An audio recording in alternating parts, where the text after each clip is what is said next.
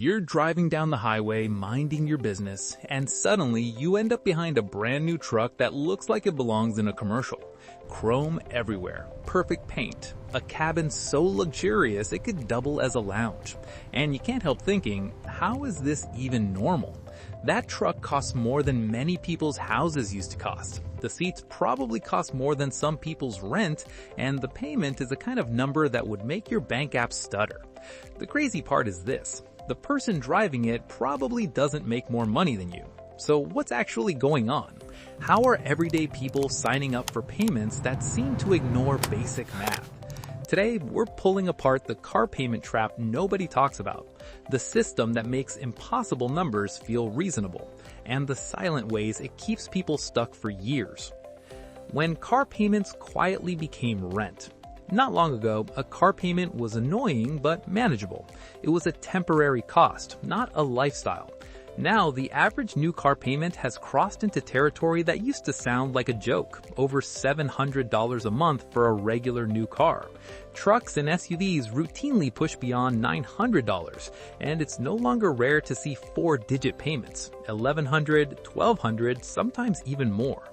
That's not luxury buyer behavior anymore, that's normal buyer behavior. We've reached the point where transportation costs can rival housing costs, and yet people sign the papers like it's just another Tuesday. Wages didn't rise, but expectations did. Whenever you point this out, people assume the obvious explanation. Well, people must be earning a lot more now. But they aren't. Incomes have increased some, sure, but not in a way that makes these payments logically comfortable. What has increased is the willingness to stretch, delay, and rearrange financial reality to make the payment fit. It's not that most buyers got richer, it's that financing got more creative, and the culture around vehicles became more emotional. The loan term trick that changes everything. The biggest reason these payments look possible is simple. Loan terms got longer. A few years ago, a car loan meant 3 years, maybe 4 if you were stretching it. Now, 6, 7, even 8-year loans are treated like standard options, and some lenders are even offering 10-year terms, which honestly sounds like a financial horror story. The longer the loan, the smaller the monthly number looks, and that monthly number becomes the only number that matters in the dealership. A vehicle that would be a painful $1,500 a month over 4 years suddenly looks manageable at $900 over 8. The problem is, the car didn't get cheaper. The buyer just agreed to pay for it longer, pay more total, and stay tied to it long after the value drops. The negative equity spiral. Here's where the trap tightens. Most people don't keep a vehicle for 8 years even if the loan lasts that long. After 3 or 4 years, they want something newer, or they get bored, or the warranty ends, or the marketing starts working again. But depreciation has been doing its job the whole time, and the owner still owes more than the vehicle is worth. Instead of paying the difference, many people roll that negative equity into the next loan. That debt doesn't vanish, it simply travels forward like luggage. Over time, people end up paying for vehicles they no longer own while financing new ones that cost even more. The payment stays normal, but the debt grows quietly behind the scenes.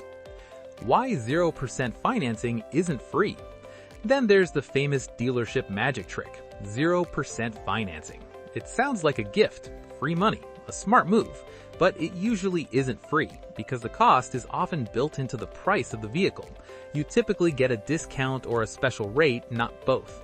And the people who qualify for the best promotional rates often have the strongest credit and could survive without the promotion anyway.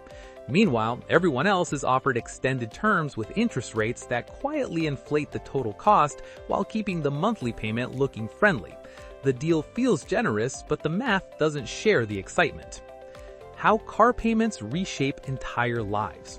Once payments hit $800, $1,000 or more, people don't budget the way they used to. They reorganize their entire life around the vehicle.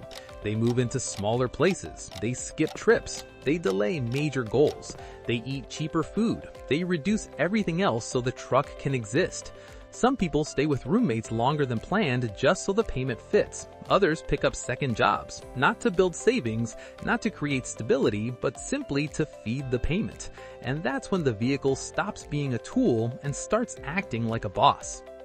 The credit card patch job. When the budget gets tight, and it always gets tight, many people start using credit cards to cover everything around the car. Gas, repairs, maintenance, insurance, it all goes on plastic so the monthly payment can still clear. It's basically using high-interest debt to subsidize transportation, which works in the same way duct tape works on a cracked pipe. It holds for a moment, then creates a much bigger problem. Instead of questioning whether the payment was too high, people protect the payment by stacking new debt on top of it. When transportation becomes identity. The reason this trap is so powerful is because it isn't purely financial, it's psychological.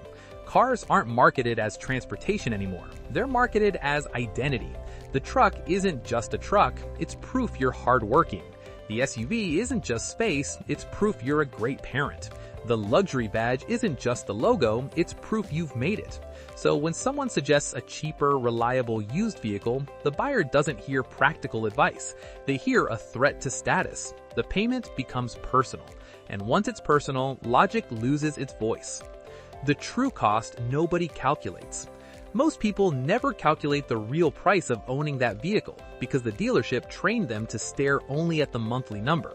But real ownership is the loan plus insurance plus fuel plus maintenance plus repairs plus the surprise costs that always show up. A 7-year truck loan might feel like $800 a month, but when you add insurance that can easily be $200 to $300 monthly, fuel that can climb to hundreds more, and maintenance that can hit 4 figures for simple jobs on modern vehicles, the total cost becomes frightening. People end up spending well over $100,000 over several years just to end up with a vehicle that's worth a small fraction of what they paid. And the opportunity cost that hurts the most. Here's the part that quietly stings the most. What that money could have done instead.